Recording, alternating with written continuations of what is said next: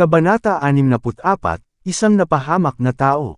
Ang kabanatang ito ay batay sa Marcos Kapitulo 11 versikulo 11 hanggang 14, 20, 21, Mateo Kapitulo 21 versikulo 17 hanggang 19. Ang matagumpay na pagsakay ni Kristo sa Jerusalem ay ang malabong pagpapakita ng kanyang pagdating sa mga ulap ng langit na may kapangyarihan at kaluwalhatian, sa gitna ng pagtatagumpay ng mga anghel at ang pagsasaya ng mga banal.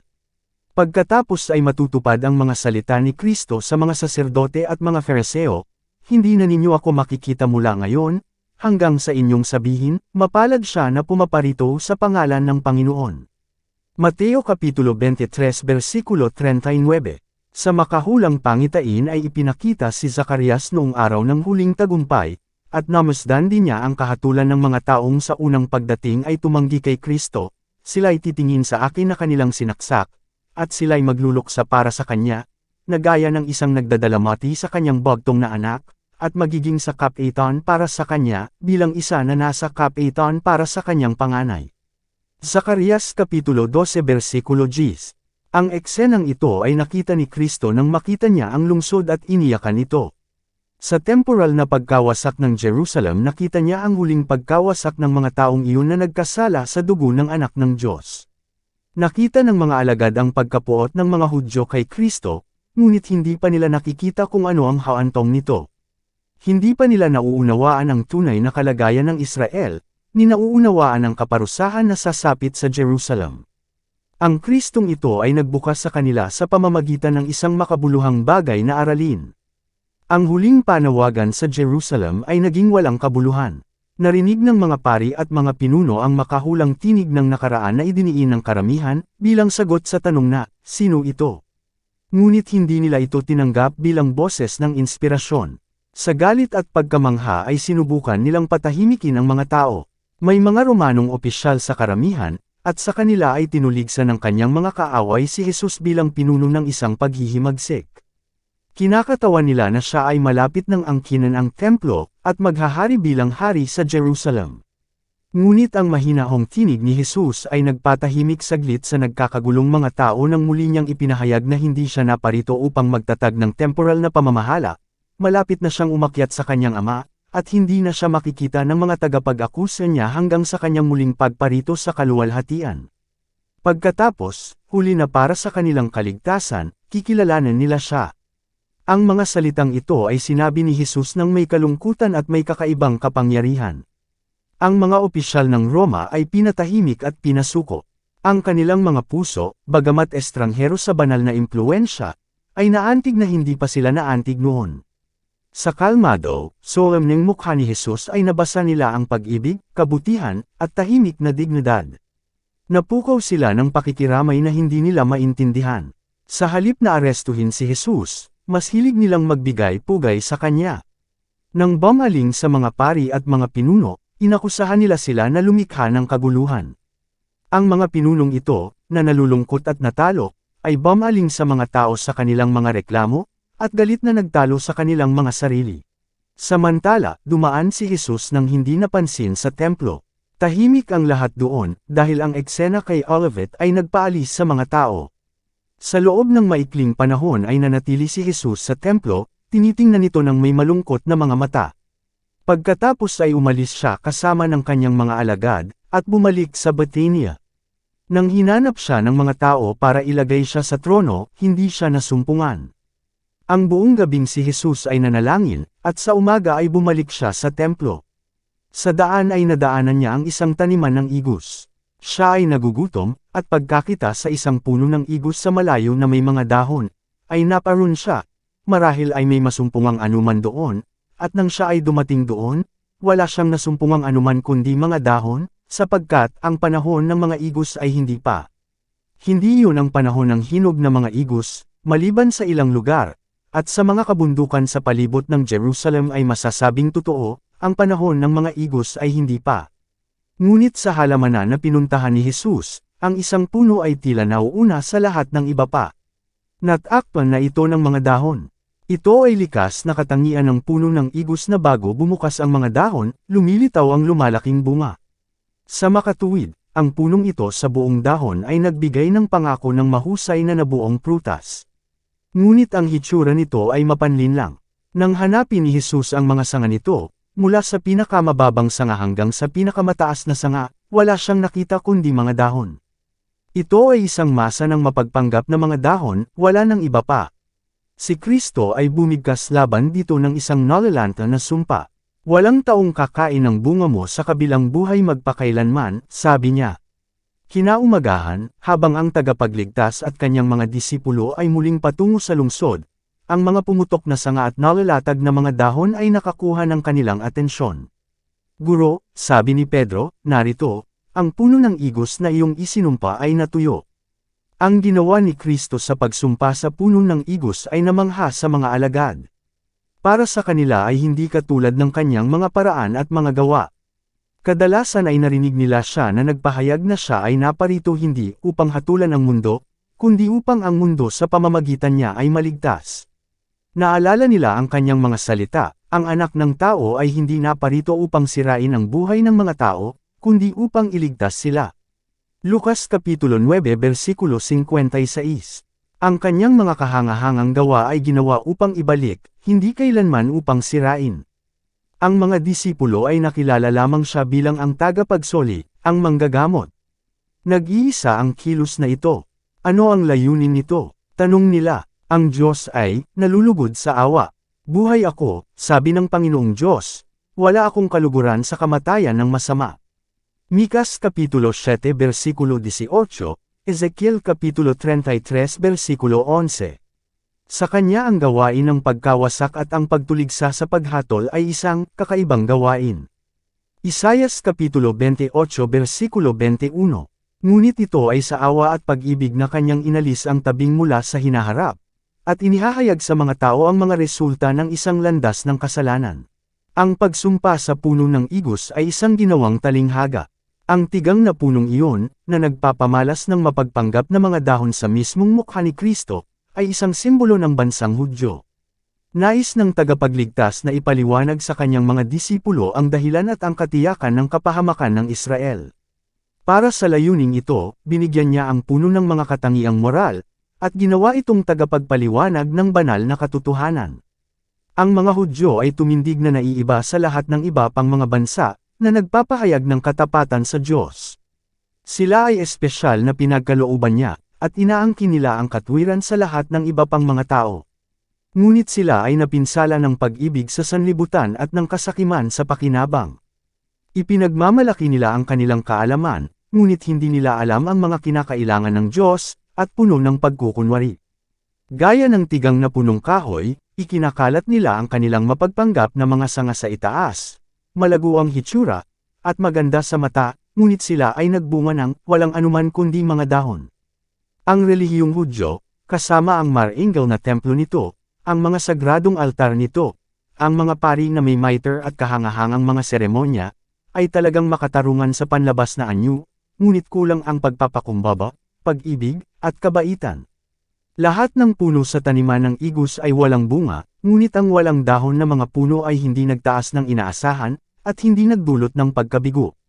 Sa pamamagitan ng mga punong ito ang mga Gentile ay kinakatawan. Sila ay naghihikahos gaya ng mga Hudyo ng kabanalan, ngunit hindi sila nagpahayag na naglilingkod sa Diyos. Wala silang ginawang mapagmataas na pagpapanggap sa kabutihan. Sila ay bulag sa mga gawa at paraan ng Diyos. Sa kanila ang panahon ng mga igos ay hindi pa. Naghihintay pa rin sila ng araw na maghahatid sa kanila ng liwanag at pag-asa. Ang mga Hudyo, na tumanggap ng mas malaking pagpapala mula sa Diyos, ay pinanagot sa kanilang pag-abuso sa mga kaloob na ito. Ang mga pribilehiyong kanilang ipinagmamalaki ay nadagdagan lamang ang kanilang pagkakasala. Dumating si Jesus sa puno ng igos na gutom, upang humanap ng pagkain.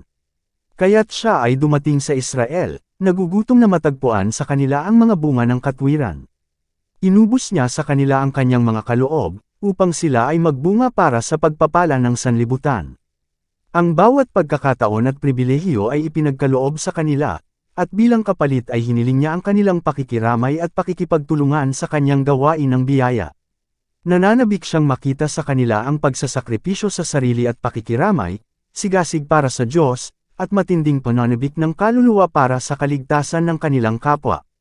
Kung tinupad nila ang kautusan ng Diyos, ginawa sana nila ang parehong di makasariling gawain na ginawa ni Kristo. Ngunit ang pag-ibig sa Diyos at sa tao ay natakpan ng pagmamataas at pagiging sapat sa sarili. Nagdulot sila ng kapahamakan sa kanilang sarili sa pamamagitan ng pagtanggi na maglingkod sa iba. Ang mga kayamanan ng katotohanan na ipinagkatiwala ng Diyos sa kanila, ay hindi nila ibinigay sa mundo. Sa baog na puno ay maaaring mabasa nila pareho ang kanilang kasalanan at ang kaparusahan nito. Nalante sa ilalim ng sumpa ng tagapagligtas, nakatayong tahimik at nabugbog, natuyo ng mga ugat, ipinakita ng puno ng igos kung ano ang magiging mga Hudyo kapag ang biyaya ng Diyos ay inalis sa kanila. Sa pagtanggi na magbigay ng pagpapala, hindi na nila ito matatanggap. O Israel, sabi ng Panginoon, iyong nilipol ang iyong sarili. Oseas Kapitulo 13 versikulo 9. Ang babala ay para sa lahat ng oras. Ang ginawa ni Kristo sa pagsumpa sa puno na nilikha ng kanyang sariling kapangyarihan ay nakatayo bilang isang babala sa lahat ng mga simbahan at sa lahat ng mga Kristiyano. Walang sino man ang makapamumuhay sa batas ng Diyos nang hindi naglilingkod sa iba. Ngunit marami ang hindi nabubuhay sa mahabagin, hindi makasariling buhay ni Kristo. Ang ilan na nag-iisip na sila ay mahuhusay na Kristiyano ay hindi nakauunawa kung ano ang bumubuo sa paglilingkod sa Diyos. Nagpaplano at nag-aaral sila para mapasaya ang kanilang sarili. Sila ay kumikilos lamang bilang pagtukoy sa sarili. Ang oras ay may halaga lamang sa kanila dahil maaari silang magtipon para sa kanilang sarili. Sa lahat ng mga gawain sa buhay ito ang kanilang layunin. Hindi para sa iba kundi para sa kanilang sarili sila ay naglilingkod. Nilikha sila ng Diyos upang mamuhay sa isang daigdig kung saan dapat gawin ang di makasariling paglilingkod. Dinisenyo niya silang tulungan ang kanilang kapwa sa lahat ng posibleng paraan. Ngunit ang sarili ay napakalaki na wala silang makitang iba. Hindi sila nakikipag-ugnayan sa sangkatauhan. Yaong mga nabubuhay para sa sarili ay tulad ng puno ng igos, na ginawa ang bawat pagpapanggap ngunit walang bunga. Sinusunod nila ang mga anyo ng pagsamba, ngunit walang pagsisisi o pananampalataya. Sa propesyon ay pinararangalan nila ang batas ng Diyos, ngunit kulang ang pagsunod. Sinasabi nila, ngunit hindi. Sa pangungusap na binibigkas sa puno ng igos ay ipinakita ni Kristo kung gaano kasuklam sa kanyang mga mata ang walang kabuluhang pagpapanggap na ito. Ipinahayag niya na ang hayagang makasalanan ay hindi gaanong nagkasala kaysa sa nag-aangking naglilingkod sa Diyos, ngunit hindi nagbubunga sa kanyang kaluwalhatian. Ang talinghaga ng puno ng igos, na binanggit bago ang pagdalaw ni Kristo sa Jerusalem, ay may direktang kaugnayan sa aral na itinuro niya sa pagsumpa sa walang bungang puno. Para sa baog na puno ng talinghaga ang hardinero ay nagsumamo, pabayaan mo ito sa taong ito, hanggang sa aking mahukay ang palibot nito at bihisan, at kung magbunga, mabuti, ngunit kung hindi, pagkatapos ay putulin mo iyon. Ang higit na pangangalaga ay dapat ibigay sa hindi mabungang puno. Ito ay upang magkaroon ng bawat kalamangan. Ngunit kung ito ay mananatiling walang bunga, walang makapagliligtas dito mula sa pagkawasak. Sa talinghaga ang resulta ng gawain ng hardinero ay hindi inihula. Ito ay nakasalalay sa mga taong iyon kung saan sinabi ni Kristo ang mga salita. Kinakatawan sila ng walang bungang puno, at nakasalalay sa kanila ang pagpapasya sa kanilang sariling kapalaran. Ang bawat kalamangan na maaaring ibigay ng langit ay ibinigay sa kanila, ngunit hindi sila nakinabang sa kanilang nadagdag na mga pagpapala. Sa pamamagitan ng ginawa ni Kristo sa pagsumpa sa baog na puno ng igos, ang resulta ay ipinakita. Natukoy nila ang kanilang sariling pagkawasak. Sa loob ng mahigit 1,000 taon inabuso ng bansang Hudyo ang awa ng Diyos at inanyayahan ang kanyang mga paghatol. Tinanggihan nila ang kanyang mga babala at pinatay nila ang kanyang mga propeta. Dahil sa mga kasalanang ito, pinanagutan ng mga tao noong panahon ni Kristo ang kanilang sarili sa pamamagitan ng pagsunod sa parehong landasin. Sa pagtanggi sa kanilang kasalukuyang mga kawan at mga babala ay nakalagay ang pagkakasala ng henerasyong iyon. Ang mga tanikala na itinatag ng bansa sa loob ng maraming siglo, ang mga tao noong panahon ni Kristo ay nakakabit sa kanilang sarili. Sa bawat kapanahunan ay ipinagkaloob sa mga tao ang kanilang araw ng liwanag at pribilehyo, isang panahon ng pagsubok kung saan sila ay maaaring makipagkasundo sa Diyos. Ngunit may hangganan ang biyayang ito. Maaaring magmakaawa ang awa sa loob ng maraming taon at hinamak at tanggihan, ngunit darating ang panahon na ang awa ay ang huling pagsusumamo. Ang puso ay tumitigas ng labis na humihinto sa pagtugon sa Espiritu ng Diyos. Pagkatapos ang matamis, panalong tinig ay hindi na nakikiusap sa makasalanan, at ang mga pagsaway at mga babala ay titigil. Dumating ang araw na iyon sa Jerusalem.